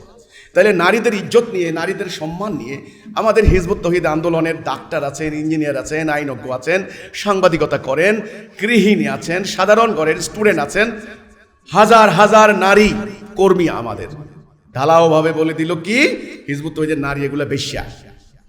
এত বড় জঘন্য অপবাদ। যারা আজকে মানবাধিকার সংগঠন আছেন, সাংবাদিক বন্ধুরা আছেন, অন্য অন্য নারীদেরকে যদি অপবাদ দেওয়া হয়, কোনো কথা বলা হয়, অসম্মান করা হয়, তাহলে দেখা যায় প্রতিবাদ শুরু হয়, নিন্দার ঝড় শুরু হয়, বিবৃতি শুরু হয়, ঘৃণা শুরু হয়। কিন্তু দুঃখজনক ব্যাপার হচ্ছে এই, মাইজদি জেলা স্কুল মাঠে দাঁড়িয়ে এইভাবে হিজবুত তৌহিদের নারীদেরকে প্রকাশ্যে অশ্লীল কথা বলা হলো, আমরা কোনো প্রতিবাদ দেখলাম না। আমরা সরকারের কাছে এই ব্যাপারে আবেদন করেছি এদেরকে আইনের আওতায় আনার জন্য। যারা নারীদের ব্যাপারে এতটা অসভ্য, এতটা বেয়াদব, এতটা লাগামহীন, এতটা অশ্লীল, এরা কোনোদিন ইসলামের কর্তৃপক্ষ হতে পারে না। এরা হেফাজতে ইসলাম না, এরা নিজেদের স্বার্থ হেফাজতকারী, নট ইসলামের হেফাজতকারী। কারণ ইসলাম এদের মুখে নাই, এদের হৃদয়ে নাই, এদের আচরণে নাই। সো আমি, তারা যে বলল কবর দিতে হবে, নোয়াখালীর মাটিতে জায়গা হবে না, সোনাইমুড়ির আস্তানা উড়াই দিতে হবে, তাদের এই ধরনের বেআইনি ফতোয়ার ফলে 2016 সালে এখানে কি হয়েছে, আজকের এই ডকুমেন্টারি আপনাদেরকে আর দেখাবো না, কারণ এখানে অনেক সাংবাদিক আছেন, আপনারা বারবার এসেছেন, আপনারা দেখেছেন, আমি রিপিট করব না। আপনারা জানেন আমার বাড়ি 2016 সালে, 2009 সালে একবার 8টা বাড়ি আগুন দিয়ে জ্বালিয়ে দিয়েছে, প্রকাশ্যে গাড়ি ভরে আমার মালামাল লুট করে নিয়েছে, গোলার ধান, গবাদি পশু, হাঁস, মুরগি সব তারা তুলে নিয়ে গেছে, লুট করেছে। 2016 সালে এখানে হামলা চালিয়ে তারা 2 জন সদস্যকে প্রকাশ্যে জবাই করে হত্যা করেছে। এই হচ্ছে সেই ছবি। এই মর্মান্তিক ছবিগুলি আমি আপনাদেরকে দেখাবো। এখন আজকের আর সাবজেক্ট যেহেতু এটা নয়, তরুণ তাদেরকে জবাই করে হত্যা করা হয়েছে, তাদের হাত পায়ের রক কেটে দিয়েছে, তাদের চোখ উপড়ে ফেলেছে, তাদের লজ্জাস্থান কেটে ফেলেছে। এবং এটা হচ্ছে এই যে সম্পূর্ণ জ্বলে ভস্মীভূত হওয়া আমার বাড়ি, তার আগে তারা লুটপাট করেছে, বাড়িতে থাকা নারী, শিশু, বৃদ্ধদেরকে আহত, রক্তাক্ত করেছে। এই 1 তারিখে, অগাস্টের 1 তারিখে তাদের এই ধরনের পরিকল্পনা ছিল। এখানে আমি নোয়াখালী প্রশাসনকে ধন্যবাদ দেব। নোয়াখালীর প্রশাসন তারা 1 তারিখে আইন শৃঙ্খলা বাহিনী যথেষ্ট মোতায়েন করে এখানে তাদেরকে একটু জানান দিয়েছে যে এখানে আসলে এবারে আর দুষ্টামি করতে পারবা না।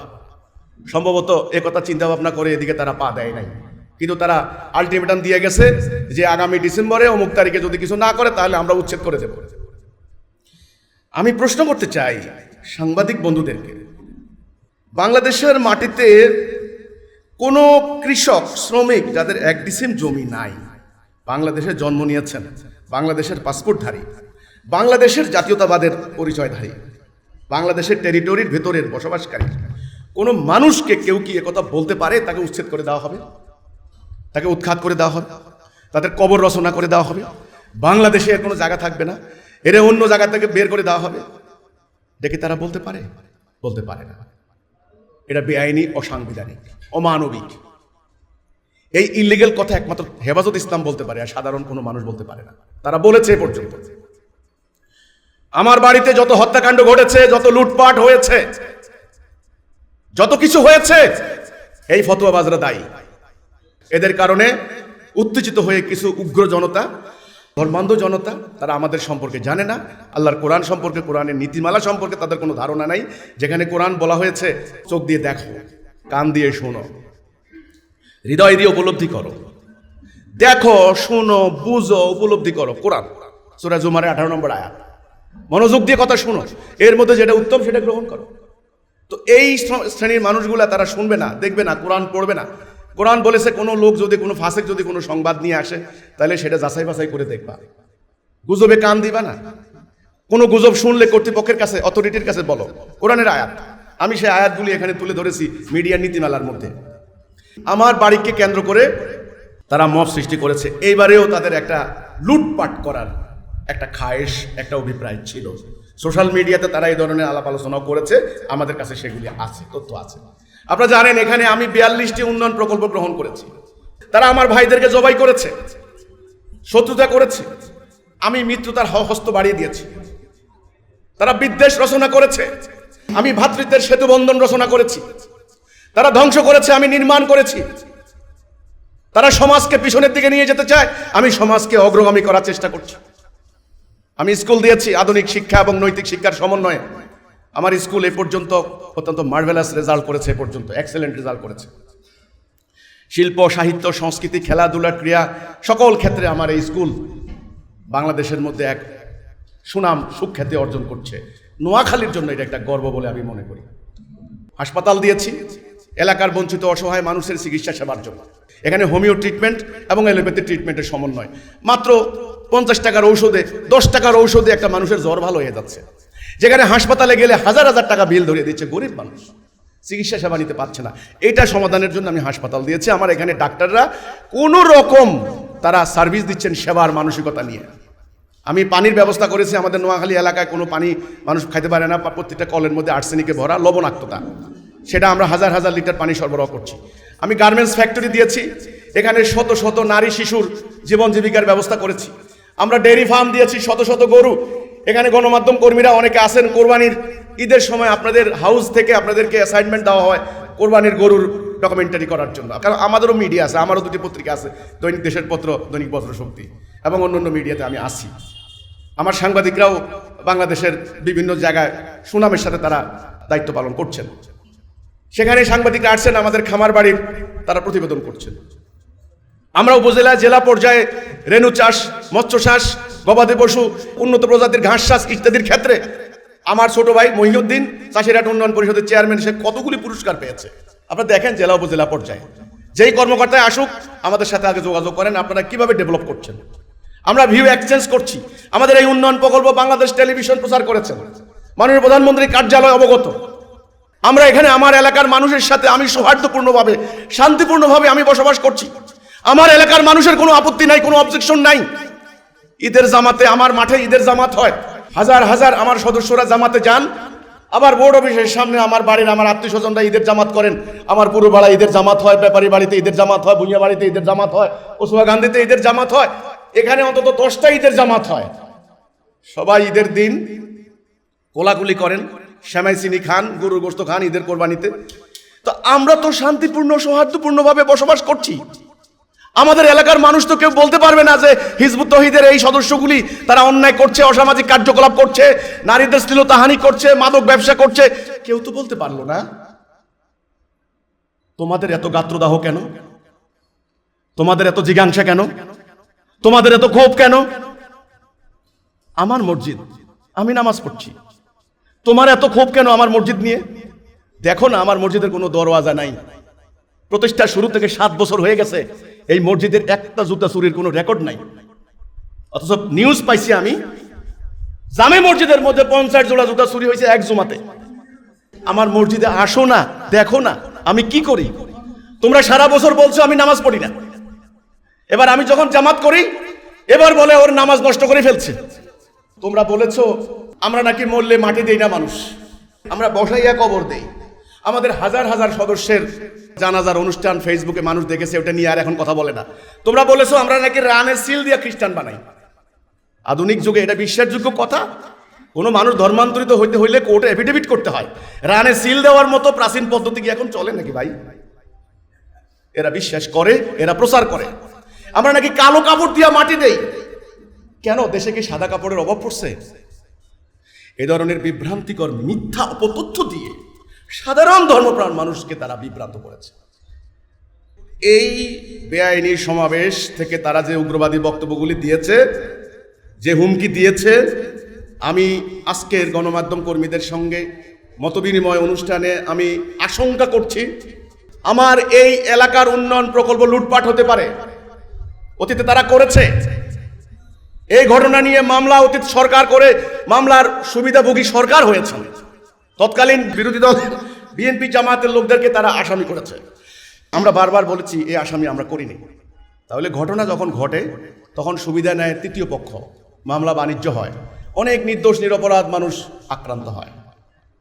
আমরা আশঙ্কা করি আগস্টের 1 তারিখে নোয়াখালীতে তারা যে সমাবেশ করেছে, এই সমাবেশে তারা যেভাবে উস্কানি দিয়েছে, মিথ্যাচার করেছে, হুমকি দিয়েছে, এতে করে আমরা জোর আশঙ্কা করি আমাদের এখানে হামলা হতে পারে, আমরা আক্রান্ত হতে পারি, আমাদের ঘরবাড়ি লুটপাট হতে পারে, আমাদের মানুষ খুন হতে পারে, আমাদের গবাদি পশু, আমাদের ফ্যাক্টরি, আমাদের কলকারখানা, আমাদের স্কুল, ছোট ছোট বাচ্চাদের ক্ষয়ক্ষতি হতে পারে, তাদের লেখাপড়া বিনষ্ট হতে পারে। অর্থাৎ এক কথায় আমাদের জান মালের ক্ষতি হতে পারে। কারণ তাদের একটা কাঠামোবদ্ধ পরিকল্পনা, তারা একটা ম্যাটিকুলাস ডিজাইনের অন্তর্ভুক্ত হয়ে তারা এই কাজগুলি করছে। হ্যান্ডবিল একটা বানায় হ্যান্ডবিলটা নিয়ে এবার সব জায়গায় প্রচার করে, সেমিনার করে, ওটার নাম দিয়েছে ফিকহি সেমিনার। কিচ্ছু না, ঘোড়ার ডিম, শুধু আমাদের বিরুদ্ধে বিষোদাগার। এরপরে মাদ্রাসা যায় স্টুডেন্টদের সামনে এবার আমার তারা দেখে নাই, আমার কথা শুনে নাই, সেলিমকে, সেলিমের বাড়ি কই, লেখাপড়া কি, তার স্টাডি কি, কিচ্ছু না। মাদ্রাসা ছেলেরা তাকায় থাকে, হুজুরে কইছে, কোনো কথা নাই। এবার সেলিম নামক এক লোক জন্ম নিছে, ওই লোক ইসলামের শত্রু, খারাপ, তাকে হত্যা করে ফেলতে হবে, কোনো কথা নাই, তার বাড়িঘর জ্বালাই দিতে হবে। সেই অনুপ্রেরণায় অনুপ্রাণিত হয়ে তারা মোটিভেটেড হয়ে তারা এই আক্রমণগুলি অতীতে করেছে। আগামী দিন আমার এই চাষিরাট এলাকায় এই ধরনের হুমকির মধ্যে আমরা আসি। আজকে আমি আপনাদের কাছে এই আশঙ্কা ব্যক্ত করলাম। নানান কিসিমের হ্যান্ডবিল, এই একটা,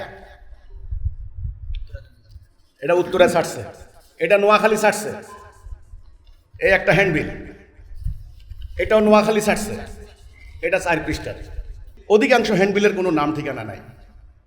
এখানে একটা হ্যান্ডবিল দিছে, নামটা হলো আহ্বায়ক মাওলানা আকরাম হোসাইন, ইমাম ও খতিব, নোয়াখালী জেলা, ডিসি কোর্ট, মডেল মসজিদ, মাইজদি কোর্ট, নোয়াখালী। সংগঠনের নাম কি দিছে? তৌহিদ সহ ইসলাম বিরোধী কার্যক্রম প্রতিরোধ কমিটি। এই ধরনের বহু ইমান আকিদা সংরক্ষণ কমিটি, আচ্ছা, আইম্মা পরিষদ, ওলামা পরিষদ, এই ধরনের হঠাৎ করে সংগঠন তৈরি করে তারা এগুলো করে। কারণ সরমনাইয়ের ব্যানারে, আপনার হেফাজতের মামুনুল হক সাহেবের ব্যানারে, এরপরে দিয়ে হলো অন্য ব্যানারে যদি এগুলো আসে তাহলে রাজনৈতিক একটা প্রশ্নবিদ্ধ হতে হয়। সেজন্য কৌশলগত কারণে তারা এই ধরনের ভুইফোট সংগঠন তৈরি করে এক রাতের ভিতরে তারা এই ধরনের, এর উদ্দেশ্যই হচ্ছে মূলত অরাজকতা সৃষ্টি করা, আর কিচ্ছু না। কারণ একটা মব সৃষ্টি করলে তৌহিদি জনতার ব্যানারে এটা চালিয়ে দেওয়া যাবে, সবাই রাজনৈতিক বক্তব্য দিতে সুবিধা হবে। না না না, আমাদের কোনো কর্মী এখানে ছিল না, না না না, আমরা এই ধরনের হত্যাকাণ্ডের সঙ্গে আমরা নাই, আমরা এই জ্বালাও পোড়াও আমরা এগুলি করি নাই, এগুলি মানে বেআইনি কাজ, আমরা প্রত্যাখ্যান করছি। এটা রাজনৈতিক বক্তব্য দিতে সুবিধা হবে বিদায় এই ধরনের ভুইফোট সংগঠন তৈরি করে তারা এই ধরনের বেআইনি বক্তব্যগুলি দেয়, হুমকিগুলি দেয়। আপনারা দেখবেন তখন আর লাগাম থাকে না মুখের মধ্যে। 1 নম্বর পয়েন্ট, সকল ধর্ম সত্য, যেই কোনো ধর্ম পালন করলে মুক্তি মিলবে, এই লাইন দিয়ে একটা লাইন দিয়ে দিলেও তারা একটা বইয়ের নাম দিছে মহাসত্যের আহ্বান। এই লাইনটি হুবহু এভাবে নাই। একটা বইয়ের সম্পূর্ণ বই না পড়লে আপনি লেখকের, রাইটারের অভিপ্রায় বুঝতে পারবেন না উনি আসলে কি বোঝাতে চেয়েছেন।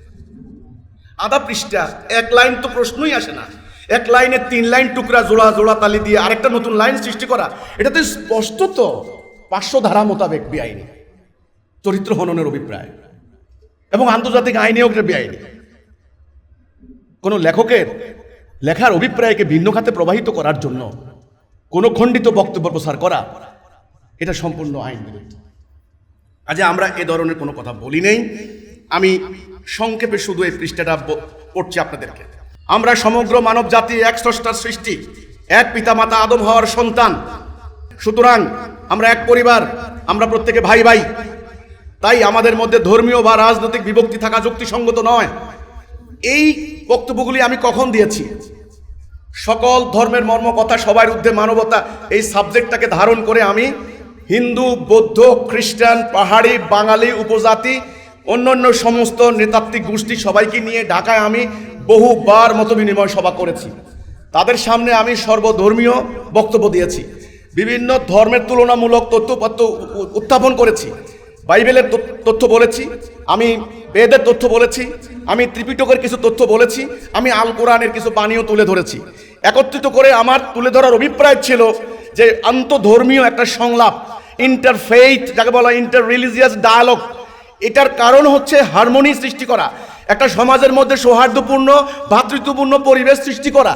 সেটার জন্য আমি যেন ধর্মে ধর্মে বিভাজন না থাকে, যেটা আমি খুব বিচলিত হয়েছি যে ভারত, বাংলাদেশ, পাকিস্তান, মিয়ানমার এই অত্র অঞ্চলকে কেন্দ্র করে একটা সাংঘাতিক ধর্মীয় দাঙ্গা। আপনারা জানেন গত সপ্তাহে অলরেডি নেপালে দাঙ্গায় বহু মানুষ মারা গিয়েছে। কিন্তু এই যারা পলিটিক্স করে, অসুস্থ রাজনীতি করে, তারা ধর্মটাকে ইস্যু করে তারা অপরাজনীতি করে এবং ধর্মীয় দাঙ্গা সৃষ্টি করতে চায়। এবং আসলে মূলত প্রকৃতপক্ষে কোরআনের ব্যাপারে সাংঘাতিক একটা নেতিবাচক ধারণা সারা দুনিয়া জোড়া সৃষ্টি করে দেওয়া হচ্ছে। নাউজুবিল্লাহ, আস্তাগফিরুল্লাহ, কোরআন নাকি সন্ত্রাস শিখায়, মুসলমান সন্ত্রাসী, ইসলাম জঙ্গি, এই ধরনের কথাবার্তাগুলি প্রচার চালানো হয়। সেই অপপ্রচার অপনোদন কল্পে ধর্মীয় সম্প্রদায় সমূহের মধ্যে আন্তঃধর্মীয় সম্প্রীতি স্থাপনের লক্ষ্যে আমি সর্বধর্মীয় সম্মেলন করেছি। সেই সম্মেলনগুলিতে প্রদত্ত বক্তব্য স্বাভাবিকভাবেই উদারনৈতিক বক্তব্য হবে, স্বাভাবিকভাবেই সকল ধর্মের মানুষের মনস্তত্ত্বকে আকর্ষণ করার জন্য আমার তথ্যপাত্য নিয়ে কথা বলতে হবে। কিন্তু আমার ধর্মের মূল শিক্ষাকে আমি সমুন্নত রেখেছি। আমি এখানে কি অন্যায়টা করেছি? আমাদের রসুল যখন মদিনে আসলেন, তিনি তখন ইয়াহুদি, পৌত্তলিক, প্যাগান মুসলমান সবাইকে নিয়ে তিনি কি একটা সনদ করেননি? তিনি কি একটি শান্তিপূর্ণ মদিনা নির্মাণের জন্য কি চেষ্টা করেননি? তো আমার এই সর্বধর্মীয় সম্প্রীতি স্থাপনের লক্ষ্যে ইন্টার রিলিজিয়াস ডায়ালগ এটার আয়োজন করা, আমি তো সংলাপের আয়োজন করেছি। ভারত, পাকিস্তান, বাংলাদেশ, নেপাল একসাথে। নেপালের প্রতিনিধি এসেছেন, ভারতের প্রতিনিধি এসেছেন, বাংলাদেশের প্রতিনিধি এসেছেন। প্রেস ক্লাবের সামনে আমি একটা কনফারেন্স হলে সেই আয়োজনে আমি সেটা বক্তব্য দিয়েছি। আমি তো আন্তর্জাতিক এবং জাতীয় পর্যায়ে ইসলামকে উদারনৈতিক ধর্ম হিসেবে তুলে ধরার চেষ্টা করছি। আমি কি তোমাদের মতো মাদ্রাসায় বসে বসে ভিক্ষা করে খাচ্ছি নাকি? তাহলে আমার এই কথাগুলোকে তোমরা কেন টুইস্ট করে আসল কথাটা মানুষের সামনে বলছো না? আমি আপনাদেরকে বলতে চাই, মানব জাতির ঐক্যই হচ্ছে স্রষ্টার কাম্য। স্রষ্টা কথাটা বলা কি আমার কি অন্যায় হয়েছে ভাই? স্রষ্টা যিনি সৃষ্টি করেছেন, খালেক, তিনি হলেন স্রষ্টা। আমি বাংলা শব্দটা লিখেছি। তাই সকল ধর্মই আছে ঐক্যের শিক্ষা। সকল ধর্মে কি ঐক্যের শিক্ষা নাই? আমরা কি অন্য ধর্মগুলিকে অসম্মান করতে পারি, অশ্রদ্ধা করতে পারি? আল্লাহর কোরআন কি বলেছেন? আর আমাদের ইমানের বুনিয়াদি কি ভিত্তি আছে? আমানতু বিল্লাহি ওয়া রাসূলিহি ওয়া কুতুবিহি। একজন রসুল তো না, বলছেন রসুলগণের প্রতি ঈমান আনো, কিতাব সমূহের প্রতি ঈমান আনো। আল্লাহ বলেছেন, হে নবী, আমি কারো সম্পর্কে আপনাকে জানাইছি, কারো সম্পর্কে জানাই নেই। 25-26 জন নবীর কথা জানানো হয়েছে। লক্ষাধিক নবী, 1,24,000, 2,24,000 নবী রসুল গিয়েছেন। ভারতবর্ষ এত বড় প্রাচীন সভ্যতার লীলাভূমি, এখানে কি কোনো নবী রসুল মহামানব কি আসেন নাই? কেউ কি বলতে পারবে না আসে নাই? আমরা গবেষণা করে দেখেছি। আমাদের গবেষণা নয় কেবল, দ্য ক্রিড অফ ইসলামের লেখক, মুসলিম লীগের সাবেক মহাসচিব আবুল হাশেম সাহেব, পাকিস্তানের সে এক সময়ের বিখ্যাত গবেষক, আপনারা জানেন। ওনার বই যারা পড়ছেন পরিষ্কার উনি লিখেছেন, বুদ্ধ, মনু, কৃষ্ণ, রামচন্দ্র এনারা নবী ছিলেন। ওকে, নবী ছিলেন কি ছিলেন না, গবেষকদের মধ্যে পরিষ্কার দুইটা ভাগ। একদল বলেন নবী ছিলেন, একদল বলেন নবী ছিলেন না। এটা নিয়ে তো আমাদের কোনো সাবজেক্ট নয়, এটা তো আমাদের কোনো প্রচারণার ব্যাপার নয়। আপনারা কেন এটাকে সামনে এনে আপনারা জনগণকে বিভ্রান্ত করছেন? আমরা নাকি বলছি যে সকল ধর্মই সত্য, একটা অনুসরণ করলেই হইছে। আমরা এটা বলি নাই। আমাদের বইয়ে পরিষ্কার আছে, আল্লাহর হুকুম মানতে হবে, কোরআনের বিধান মানতে হবে, আল্লাহর প্রতি ঈমান আনতে হবে, আখিরাতের প্রতি ঈমান আনতে হবে, তা না হলে সে জান্নাত যাবে না। এটা আমরা বলেছি। আমাদের এই কথাকে টুইস্ট করা হয়েছে, পূর্ণাঙ্গ বক্তব্য দেওয়া হয়নি, টুকরা তুলে দেওয়া হয়েছে। আমরা এই কথার প্রতিবাদ জানাচ্ছি। হ্যান্ডবিলের এই কথা সম্পূর্ণ মিথ্যা। হাদিস অস্বীকার, হাদিস নিয়ে তাচ্ছিল্য। দেখেন, তারা বলে তারা হাদিস অস্বীকার করে না, কিন্তু সরাসরি তারা হাদিস অস্বীকার করে। ভিডিও লিঙ্ক দিছে, ভিডিও লিঙ্কে আমরা কিন্তু খুঁজে পাইনি কোন কথায় কোন বক্তব্যে হাদিস অস্বীকার করেছি। আমি 6 ঘন্টা বক্তব্য দেই, একটা বক্তব্য যদি 1 মিনিট কাটিং করে দেওয়া হয়, পুরো বক্তব্য কিন্তু অভিপ্রায় প্রকাশ পায় না। কাজেই আমরা হাদিস অস্বীকার করি নাই। আমাদেরকে বলা হয়েছে মুনকারে হাদিস। আমাদের কর্মসূচি একটা হাদিস, আমরা হাদিস অস্বীকার করি নাই। এইটা আমাদের প্রতি তহমত দেওয়া হয়েছে, এটা সম্পূর্ণ অপবাদ দেওয়া হয়েছে। আচ্ছা, বর্তমানে পৃথিবীর সকল মুসলমান কাফের, এই যে কথাটা, এই কথাটা কোন বাক্যে কোন লাইনে আছে? তারা এই বইয়ের এই পৃষ্ঠা উল্লেখ করেছে। এই পৃষ্ঠাটা আপনারা পড়ে দেখেন, সেখানে আমরা পূর্ণাঙ্গ একটা যুক্তি তুলে ধরেছি। সেখানে আমরা বলেছি, সূরা নূরের 55 নম্বর আয়াতে আল্লাহ বলেছেন, ওয়াদাল্লাহুল্লাযিনা আমানু মিনকুম ওয়া আমিলুস সালিহাতি লা ইস্তাখলিফান্নাহুম ফিল আরদ। আল্লাহ ওয়াদা দিয়েছেন, যারা ঈমান আনবে, আমলে সালেহ করবে, তাদেরকে পৃথিবীতে কর্তৃত্ব দেওয়া হবে। এটা আল্লাহর ওয়াদা মিথ্যা নয়। তখন আমরা একটার পর একটা যুক্তি উত্থাপন করেছি। আল্লাহর ওয়াদা সত্য হয়, তাহলে আমাদের ঈমানের দাবি সত্য নয়। আর যদি আমরা সত্যিকার অর্থে ঈমানদার দাবি করে থাকি, তাহলে আল্লাহ যে কোরআনে কথা বলেছেন, তাহলে সেটা সত্য হতে পারে না। দুটো তো মিলে না। এই যুক্তি আমরা বলেছি। পুরো মুসলমান জাতি কাফের, এই লাইনটা আমরা কোথায় বলেছি? আমাদের যৌক্তিক আলোচনাটা তুলে ধরতে হবে। আয়াত তুলে ধরে যুক্তি দিয়েছি। আমরা সরাসরি এ কথা বলি নেই যে অমুক কাফের, অমুক কাফের, ওই কওমি কাফের, ওই হেফাজত কাফের, বিএনপি কাফের, তারেক জিয়া কাফের, ডিসি কাফের, এসপি কাফের, সাংবাদিক খোরশেদ ভাই কাফের। এগুলি কি আমরা বলেছি? এটা কি বলতে পারি আমরা কেউ? এই যে কথাগুলি আমাদের নামে চালিয়ে দেওয়া হচ্ছে সাধারণ মানুষকে উত্তেজিত করার জন্য, আমরা এইভাবে বলিনি। এরপরে সবচাইতে মারাত্মক, আপনারা জানেন আজকের আমাদের সমাজ ব্যবস্থায় এমন একটা অবস্থা দাঁড়িয়েছে, যদি কাউকে এই ট্যাগ লাগিয়ে দেওয়া যায়, এই লোক নবীর বিরোধিতা করেছে, এই লোক সাহাবীদেরকে গালি দেয়, এই লোক কোরআন অবমাননা করেছে, বাস আর লাগবে না, তার বাড়িঘর ধ্বংস করে দেওয়া জায়েজ হয়ে যাবে। ঠিক ভয়ঙ্কর এই অভিযোগ করেছে। আমরা নাকি বলেছি পৃথিবীর সমস্ত অশান্তির জন্য সাহাবীরা দায়ী, সাহাবীরা পথভ্রষ্ট ছিলেন, নাউজুবিল্লাহ, আস্তাগফিরুল্লাহ। এই প্রকৃত ইসলামের রূপরেখা, এই বইটি আজকে আমি গণমাধ্যম কর্মীদের হাতে দিয়ে দেব। যদি এই বইটা এখানে কোনো কথা থাকে, সাহাবীদেরকে আমরা পথভ্রষ্ট বলেছি, দায়ী করেছি, আপনাদের সামনে, জাতির সামনে হাজারবার তওবা করব, আর কোনো কথা নেই। এত বড় ডাহা মিথ্যা কথা আমাদের নামে চালু করে দেওয়া হয়েছে। আমরা এই কথা বলিনি, আমরা সাহাবীদেরকে সমালোচনা করিনি। আমাদের ইমামুজ্জামান বলেছেন, সাহাবীদের টাইমে যা হয়েছে হয়েছে। ভাতৃঘাতী যে সংঘাতগুলি গিয়েছে, সেগুলি অনাকাঙ্ক্ষিত, আনএক্সপেক্টেড ছিল। সেগুলি শয়তানের প্ররোচনা হোক, অথবা ইহুদিদের ষড়যন্ত্র হোক, অথবা যে কোনো কারণে হোক, আনএক্সপেক্টেড ঘটনা সাহাবীদের লাইফে যেগুলি হয়েছে, সেগুলি নিয়ে আমাদের সমালোচনা করা উচিত নয়। এটা আমাদের নীতি। আমরা কোনো সাহাবীদের কোনো পবিত্র কর্ম নিয়ে কোনো সমালোচনা করি না। কিভাবে এই কথাটা আমাদের উপর চাপিয়ে দিল, আমরা নাকি সাহাবীদেরকে দায়ী করেছি। এই বইটি আমি আপনাদেরকে দেব। আমরা এই কথা বলিনি। ডাহা মিথ্যা, বানোয়াট, সম্পূর্ণ কল্পনা প্রসূত, বানানো আমাদের বিরুদ্ধে একটা অভিযোগ। আমরা এই অভিযোগকে প্রত্যাখ্যান করছি। এই আকীদা, এখানেও আমরা নাকি বলেছি সাহাবীরা সমস্ত অন্যায়ের জন্য দায়ী, আমরা সেটা বলি নেই। এই বইগুলি আমরা আপনাদেরকে দিয়ে দেব। এখানে হ্যান্ডবিলে বলা হয়েছে 10 নম্বর পয়েন্টে, সবচেয়ে নিকৃষ্ট জাতি। আচ্ছা, কে সবচাইতে নিকৃষ্ট জাতি? কে?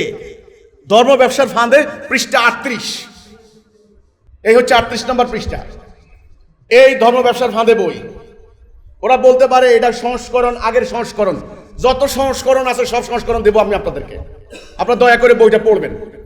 এই বইয়ের মধ্যে আমি তথ্য, উপাত্ত, প্রমাণ, দলিল, শত শত দলিল, আলেমের কথা, বিজ্ঞ ফকিদের কথা, উলামায়ে মুতাআখিরিনদের কথা, উলামায়ে মুতাকাদ্দিমিনদের কথা, পূর্ববর্তী আলেমদের কথা, সলফে সালেহিনদের কথা, যত আছে হাদিস, কোরআন, আমি রেফারেন্স দিয়েছি। দ্বীনের বিনিময়ে নেওয়া হারাম, strictly prohibited by Allah, by Quran. দ্বীনের কোনো বিনিময় নেওয়া চলবে না। যেই আমলগুলি আপনার জন্য, আমার জন্য ফরজ, যেমন জোহরের নামাজ পড়া আপনার জন্য ফরজ, আমার জন্য ফরজ, যদি আপনি ঈমান আনেন, ঈমান না আনলে নাই, তাহলে আপনি নামাজ পড়ে টাকা নেবেন, আমি আপনার টাকা দিব, এই সিস্টেম ইসলামে নাই। এটা আমরা বলেছি। আপনি দ্বীনের ওয়াজ করবেন, দ্বীনের বয়ান দিবেন, বয়ান দেন, আপনি দ্বীনের এলেম হাসিল করেন, এটা আপনার জন্য বাধ্যতামূলক। এবং যদি আপনি এলেম হাসিল করে প্রচার না করেন, আল্লাহ রাসূল বলেছেন কিয়ামতের দিন আগুনের লাগাম পরায় দেওয়া হবে। আমরা বলেছি আপনারা এই দ্বীনের মানুষের হেদায়েতের জ্ঞান, অঙ্ক ইংরেজি না, অঙ্ক ইংরেজি আরবি সাহিত্য পড়ান, বিজ্ঞান পড়ান, প্রযুক্তি পড়ান, সেখানে পড়ায় আপনি টাকা নেন, আমার কোনো আপত্তি নাই। বাট আল্লাহ যেটা নাজেল করেছেন হেদায়েতের জ্ঞান, যে জ্ঞান পাইয়া মানুষের চরিত্র হয়, যে জ্ঞান পাইয়া মানুষ জান্নাতে যায়, এটা প্রসারের বিনিময়ে টাকা নেওয়া যাবে না। আমি এই বইতে এটা তুলে ধরেছি। তাহলে আমি তো দলিল ছাড়া কোনো কথা বলি নাই ভাই। আমার বইটা আপনারা একটু পড়ে দেখেন। আমি তো বলেছি, আমি তো মানুষ, আমার পারসেপশনে কোনো প্রবলেম হতে পারে, রং হতে পারে, আমার উত্থাপিত কোনো তথ্যের মধ্যে মিস ইনফরমেশন হতে পারে, সেটা টু দ্য পয়েন্টে বলেন যে তোমার এই লাইনটা ভুল হয়েছে, এটার ব্যাখ্যা দাও, তা না হলে এটা ঠিক করো, আমি পরবর্তী সংস্করণে ঠিক করে নেব। এখন তো এডিট করা কোনো ব্যাপার না। আমি তো বলেছি আমার প্রবলেমগুলো কোথায়, বলেন না একটা একটা করে। কিন্তু আপনারা আমাকে কিছু না বলে এইভাবে হাটে বাজারে গ্রামে মাইক লাগিয়ে, আপনারা জানেন হিজবুত তৌহিদ নামক একটা সংগঠন বাইরে হয়েছে, পাবলিক আমারে চিনেই না, পাবলিক আমারে চিনেই না। একটা পাবলিক কলা বিক্রি করে ঠিক মতে গোস্টোস দিয়া, বলে হুজুর কি হয়েছে, তো কলা টলা রেখা, কলার কান্দি রেখা, ধরেন হেলমেট দেখে সাহাবিদেরকে গালি দিছে, আল্লাহরে গালি দিছে, কৃষ্ণ বেলের নবী, দাজ্জাল নারী কিছু নাই, নারী কি মহিলাদের কোনো পর্দা লাগবো না, হ্যাঁ নামাজের দরকার নাই, রোজার দরকার নাই। আস্তাগফিরুল্লাহ, নাউজুবিল্লাহ, কোন হারামি বাইরে হইছে রে, ওরে মাইরা লাগতো, ওরে রাখা যাইব না, ওরে রাখা যাইতো না। হুজুর বলেন কবে যাইতে হবে, কোনায় যাইতে হবে, কোন জায়গা যাইতে হবে, কয় যা আইস অমুক জায়গা ওয়াজ আছে সেখানে, মানে আমরা তো এই যে ধর্মপ্রাণ মানুষটা, সে কলা বেচে বা হকারি করে, বাজারের মধ্যে ব্যবসা করে, এই মানুষটা কিছু বুঝলো, আমার বক্তব্য পাইলো, আমার বই পড়লো, কোরআন শরীফ পড়লো, আসলে আমি কি বলেছি, আসলে আমি কি চাই। হামলায় অংশগ্রহণ করে এই ধরনের মানুষগুলি, আর যারা উস্কানি দিয়ে গেছে ওদেরকে হামলার স্থলে পাবেন না, মামলার ক্ষেত্রেও এদেরকে আসামি করা যায় না, কারণ এরা তখন ধরা ছোঁয়ার বাইরে।